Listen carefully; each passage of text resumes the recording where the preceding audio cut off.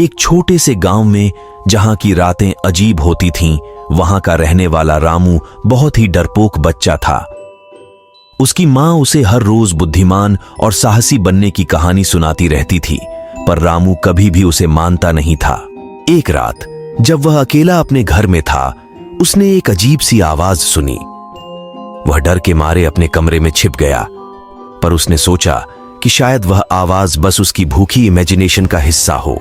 अगले दिन रामू अपने दोस्त से मिलने गया। उसके दोस्त ने उससे एक पुरानी मंदिर की कहानी सुनाई, जहां कहानी के अनुसार एक भूत रहता था। रामू को बहुत डर लगा, पर उसने अपने दोस्त की कहानी को नकार दिया। जब रात को वह अपने घर की ओर चला तो वह उसी मंदिर के पास से गुजरा। एक अजीब सी चीख आई, पर रामू ने उसे ध्यान नहीं दिया। कुछ दिनों बाद रामू की शादी का ऐलान हुआ। उसकी सारी दोस्तें बहुत खुश थीं, पर रामू के अंदर एक अजीब सा डर था। शादी के दिन सभी लोग मंदिर में गए थे, वहां एक भूत का रहस्य सुलझाने के लिए। रामू ने भी उसे अवसर देखा और मंदिर में चला गया। मंदिर के अंदर उसने भूत को देखा, पर वह भूत कुछ अलग था। वह न डरावना था और न अत्यंत प्रेतात्मा की तरह बर्बर। तुम कौन हो? रामू ने पूछा। मैं तुम्हें वही सिखा सकता हूं जो तुम्हारी मां तुमसे कहती थी, भूत ने उत्तर दिया। रामू हैरान था।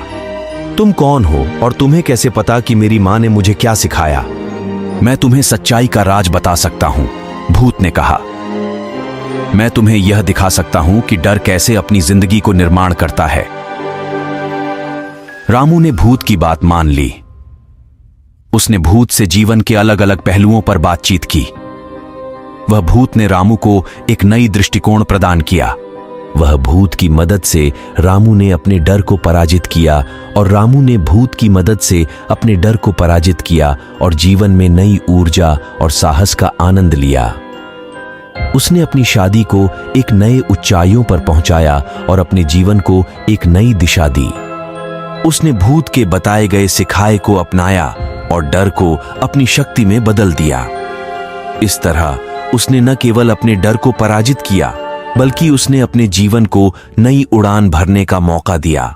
भूत का रहस्य सुलझ गया, पर उसने रामू को एक नया आयाम और धार्मिकता की उपेक्षा देने की ताकत भी दी। इस तरह भूत का भविष्य में भी एक नया किरदार बना और रामू के जीवन को अनुभवों से भरा बना दिया।